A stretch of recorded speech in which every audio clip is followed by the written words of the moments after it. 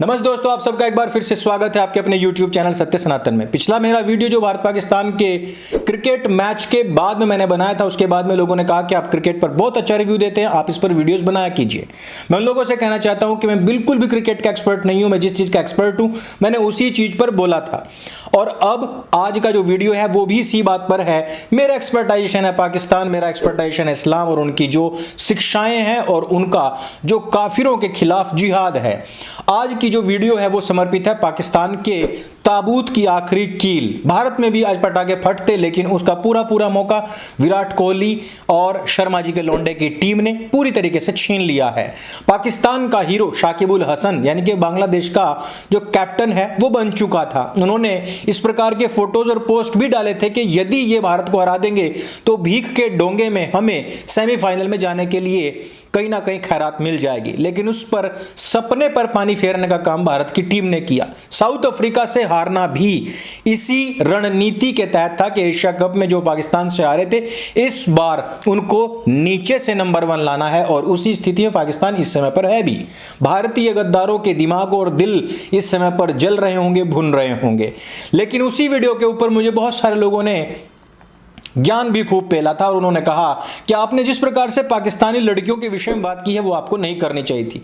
तौबा तौबा तौबा, मैं इस प्रकार की कोई बातचीत इस वीडियो में नहीं करूंगा।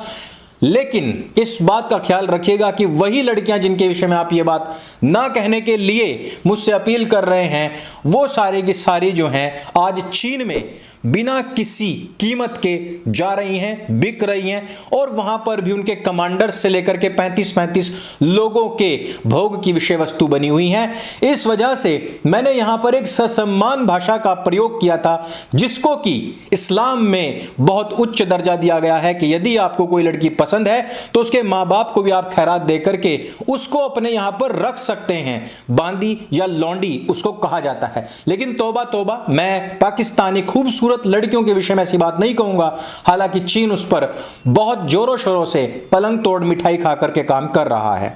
तो आज हम बांग्लादेश की बात करने वाले हैं। बांग्लादेश ने आज इस मैच से पहले एक स्टेटमेंट दिया और उन्होंने कहा कि हम यहां पर विश्व कप जीतने के लिए नहीं आए हैं, हम यहां पर केवल और केवल मैच को पलटने के लिए आए हैं। हम ये चाहते हैं कि हम किसी प्रकार से भारत को हरा दें। यानी कि जो पाकिस्तान कह रहा था कि बांग्लादेश का जो कैप्टन है वो हमारा हीरो है, वो ठीक इसी तर्ज पर काम कर रहा था। यानी कि जिस प्रकार से पाकिस्तान को यदि आप कुछ गधे कुछ भैंस खैरात में दे दीजिएगा तो आपसे हार जाएगा, लेकिन अगर पाकिस्तान कुछ मच्छी चावल बांग्लादेश के क्रिकेटर्स को भिजवा देगा तो वो भी हार और जीत के लिए अपनी जान लड़ा देगा। मैं यहां पर एक व्यक्ति का जिक्र जरूर करना चाहूंगा, लिटन कुमार दास। पूरी की पूरी टीम में केवल एक हिंदू क्रिकेटर है और जिसने की आज एक आतिशी पारी खेली है। लिटन दास अगर यहां पर अच्छे से ना खेलते तो उनके साथ में भी ठीक उसी प्रकार से बर्ताव होता जिस प्रकार से हमारे हिंदू भाइयों बहनों के साथ में वहां पर हो रहा है। बांग्लादेश में आपने देखा होगा किस प्रकार से यदि वहां पर हिंदू जागरण कर रहे हो तो हनुमान जी के पैर के नीचे कुरान ठूस दी जाती है और बाद में उस पर पथराव कर दिया जाता है, तोड़फोड़ कर दी जाती है, आग लगा दी जाती है और हिंदुओं को मारा जाता है। यह कह करके कि जागरण में हनुमान जी के पैर के नीचे कुरान रखी हुई थी हिंदुओं ने। उनके घरों में पहले आप जाकर के कुरान के पन्ने फाड़ करके फेंक दीजिए और फिर हिंदुओं को मार डालिए। बांग्लादेश के अंदर हिंदुओं पर जो अत्याचार हो रहा है उसके लिहाज से इसी बात का पता लगता है कि यदि लिटन दास आज नहीं खेलते ढंग से तो उनकी स्थिति बहुत बुरी होनी थी। ठीक उसी प्रकार से जिस प्रकार से हिंदुओं को बदनाम करने के लिए काफी सारे हिंदू नामधारी सोशल मीडिया पर पहुंच करके मोहम्मद शामी के खिलाफ बयानबाजी करते हैं। हालांकि आप सभी जानते हैं कि पिछले दिनों अर्शदीप के खिलाफ भी इसी प्रकार से उनको खालिस्तानी कहने का काम पाकिस्तानी ट्विटर हैंडल से किया गया था, और जिसका प्रचार और प्रसार आपके तथाकथित प्यार दिन के फैक्ट चेकर्स कर रहे थे, और इसके खिलाफ जो साजिशें थी उनका पर्दाफाश हुआ था। अर्शदीप के ऊपर पूरा भरोसा रखते हुए शर्मा जी के लौंडे ने उनको आखिरी ओवर दिया भी, और इस बात से यह बात स्पष्ट हो जाती है कि भारतीय क्रिकेट टीम में किसी के साथ में कोई डिस्क्रिमिनेशन नहीं होता है, और ना ही यहां पर किसी को भी जाति वर्ण भेद के हिसाब से नापा या तोला जाता है। लेकिन इस बात का आप ख्याल रखिए कि लिटन दास अगर ढंग से नहीं खेलते तो उनके साथ में स्थिति क्या होती, वही होती जो दानिश कनेरिया के साथ में पाकिस्तान में हुआ करती थी और जो डिस्क्रिमिनेशन का बर्ताव उनके साथ में हुआ था, जिस प्रकार से उस समय के जो क्रिकेटर्स थे वो उनके साथ में रवैया करते भी थे।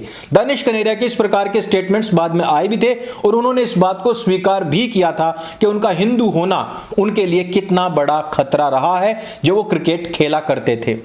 आप इस बात को समझ सकते हैं कि पाकिस्तान जो खुद एक अच्छी फॉर्म में नहीं है, किस प्रकार से भीख का डोंगा जो हमेशा उठाए ही डोलता रहता है, कभी चीन के सामने, कभी अमेरिका के सामने या फिर कभी यूके के सामने, वो आज अपना भीख का डोंगा लेकर के, और उस डोंगे में समझिए कि मच्छी चावल लेकर के वो बांग्लादेश पहुंचा। वहां के कप्तान को बोला कि भैया किसी प्रकार से हमारी इज्जत बचा लो, तुम भारत को अगर हरा दोगे तो हमारा जो नंबर है वो ऊपर आ जाएगा। इस प्रकार की यदि जहनियत किसी खेल परंपरा में या जो गेम स्पिरिट होती है उसमें यदि इस प्रकार के ट्वीट्स किए जाएं, इस प्रकार की भावना रखी जाए, तो आप उनका दिमागी दिवालियापन या उनके क्रिकेट की फॉर्म को अच्छी प्रकार से समझ सकते हैं, भांप सकते हैं। अब यहां पर यह बात तो तय हो गई है कि बांग्लादेश और पाकिस्तान दोनों के दोनों देश यहां से बाहर हो चुके हैं और दोनों के दोनों देशों के साथ में भारत के संबंध विपरीत हैं।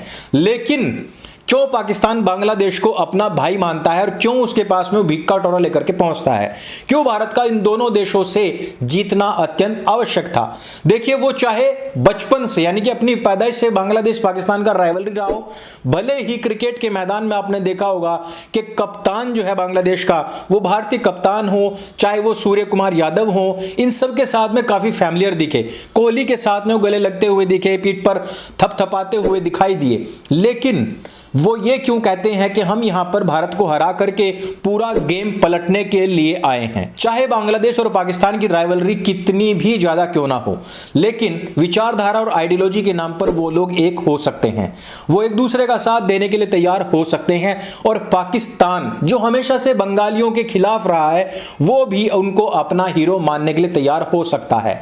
जिस समय पर लिटन दास चौके और छक्के लगा रहे थे, पाकिस्तान की बाँछें जरूर खिली हुई होंगी, भले ही मन से आ रहा होगा कि काफिर ने आज खूब अच्छा बजाया, भले उनके दिमाग में ये बात होगी कि लिटन कुमार दास आज देखो कि कितना अच्छा है कि भुवनेश्वर के खिलाफ या फिर पांड्या के खिलाफ या फिर अर्शदीप के खिलाफ कितना अच्छा खेल रहा है।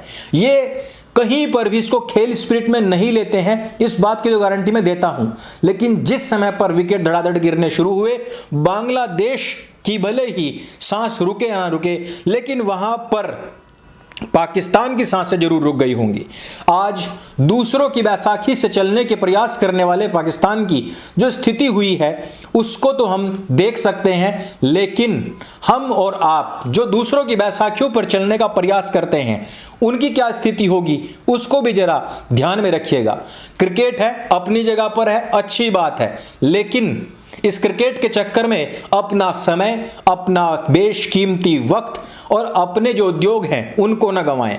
अपनी स्टडीज, अपने कार्य और अपना जो पारिवारिक समय होता है उसको बिल्कुल भी ना गंवाएं। खेल है, खेल की स्पिरिट से देखिए। जिन दो देशों के साथ में महत्वपूर्ण मैच होने थे वो हो चुके हैं। आगे अपना परिवार का, अपने कार्यों का और अपनी पढ़ाई का विशेष ध्यान दीजिए। लास्ट में 15 मिनट की हाइलाइट्स देखेंगे तो भी काफी होगा।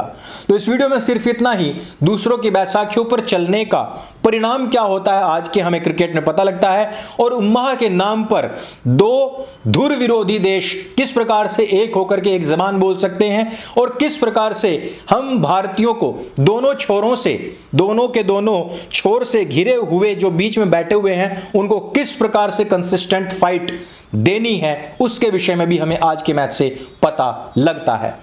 तो इस वीडियो में सिर्फ इतना ही। अगर ये वीडियो आपको अच्छे लगे, जानकारी से भरपूर लगे, तो इसको सबके साथ में शेयर अवश्य करें। मेरे संग बोले सत्य सनातन वैदिक धर्म की जय। जय हिंद, वंदे मातरम।